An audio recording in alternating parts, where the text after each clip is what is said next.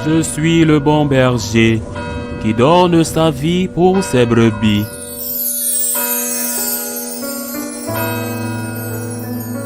En ce temps-là, Jésus disait à ses disciples, « Ne pensez pas que je sois venu abolir la loi ou les prophètes. Je ne suis pas venu abolir, mais accomplir. Amen, je vous le dis, avant que le ciel et la terre disparaissent, pas un seul iota, pas un seul trait ne disparaîtra de la loi, jusqu'à ce que tout se réalise. Donc, celui qui rejettera un seul de ces plus petits commandements et qui enseignera aux hommes à faire ainsi, sera déclaré le plus petit dans le royaume des cieux. Mais celui qui les observera et les enseignera, celui-là sera déclaré grand dans le royaume des cieux. Acclamons la parole de Dieu. Beaucoup, et malheureusement beaucoup de prêtres présentent un faux Christ qui n'a jamais existé, une sorte de communiste, ou même un anarchiste moral, un révolutionnaire contre Dieu et contre les hommes. Je ne sais pas s'ils ont fait cette image et s'ils en parlent parce qu'elle justifie leur propre comportement et parce qu'ils y croient sincèrement, mais il n'y a aucune base dans l'Ancien Testament pour croire que Dieu ne se soucie pas des commandements et il n'y a aucune base dans le Nouveau Testament pour croire que Jésus-Christ est un communiste, un révolutionnaire ou un anarchiste. Pas du tout. Si le Seigneur abrogeait certaines choses des anciennes coutumes qui avaient déjà été considérées comme des lois, par exemple, qu'il était plus important de respecter le sabbat que d'aider une personne ou que le divorce pouvait être prononcé ou que les femmes étaient placées derrière les hommes.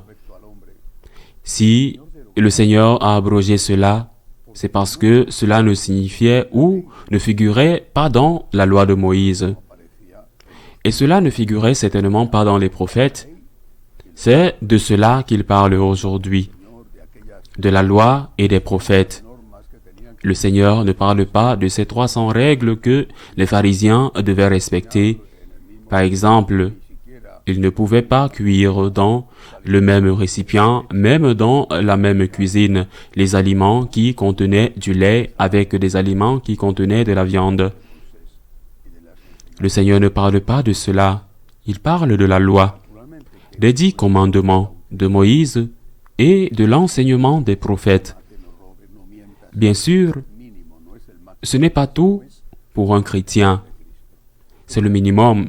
Ne pas tuer, ne pas voler, ne pas mentir. C'est le minimum. Ce n'est pas le maximum. Le maximum, c'est l'imitation du Christ.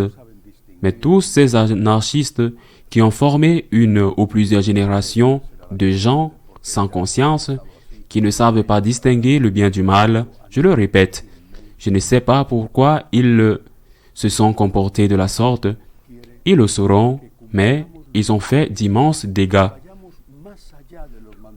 Le Seigneur veut que nous accomplissions les commandements, que nous allions au-delà des commandements, mais pas moins que les commandements si les commandements sont le minimum que nous ne pouvons pas ne pas accomplir. Nous devons aspirer au maximum. Ne pas nous contenter de ne pas plaire ou de ne pas faire le mal, faire le bien possible, comme le ferait le Christ. Mais au moins, ne faites pas le mal. Ne faites pas le mal, c'est le minimum à faire. Puis essayez de faire le bien. Le bien comme Jésus-Christ le ferait s'il était à votre place. Mais ne faites pas le mal. Nous vivons dans un contexte et dans une église où les pasteurs sont souvent de très mauvais bergers. Dans certains pays, certainement, plus que dans d'autres. Mais qui devons vous suivre? Le bon berger. Jésus est le bon berger. Il est celui qui nous dit « Je t'aime, j'ai donné ma vie pour toi ». Mais il nous dit aussi « J'aime ton frère, j'ai aussi donné ma vie pour ton frère, j'ai pitié de toi, mais j'ai pitié de ton frère. Cette anarchie morale dans laquelle ces pasteurs ont introduit dans le monde, tant de monde aussi, tant dans l'Église, c'est comme si chacun de nous était un enfant unique de Dieu. Je peux voler, tuer, mentir, commettre l'adultère, calomnier, et rien ne se passe parce que mon Père est très bon, mais votre Père est bon et miséricordieux, et aussi le Père bon et miséricordieux de celui que vous volez, ou que vous calomniez, ou que vous tuez, ou que vous blessez de quelque manière que ce soit. Alors, vous ne pouvez pas penser que, parce que votre Père est bon et miséricordieux, vous pouvez arrêter de garder les commandements et de faire du mal à votre frère parce que ce frère est le vôtre, celui que vous blessez parce que peut-être les prêtres vous ont dit qu'il ne se passe rien, que l'enfer n'existe pas, que tout le monde va au ciel et que, quoi qu'il arrive, même si vous ne vous repentez pas et ne demandez pas pardon, il ne se passe rien. Parce que votre victime est aussi le fils de votre Père, et si votre Père était tolérant pour vos crimes, il serait un mauvais père pour vous, mais bien sûr il serait un mauvais père pour votre frère. Ainsi, lorsque, après la chute d'Adam et d'Ève, Caïn tue son frère Abel, Jésus demande à Caïn, « Où est ton frère ?» Il sait qu'il a tué, et Caïn répond, « Suis-je le gardien de mon frère ?» Lui, le meurtrier, dit qu'il n'est pas le gardien de son frère, et perd la grâce de Dieu, et subit le châtiment. Nous sommes les gardiens de nos frères. Au moins, ne faisons pas le mal, n'écoutons pas les mauvais bergers qui vous disent que ceci ou cela n'est pas un péché. Ne les écoutons pas.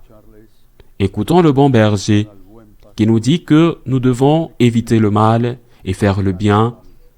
Et si nous ne pouvons pas faire, si nous n'en sommes pas capables, au moins demandons pardon avec humilité et essayons à nouveau. Ainsi soit-il.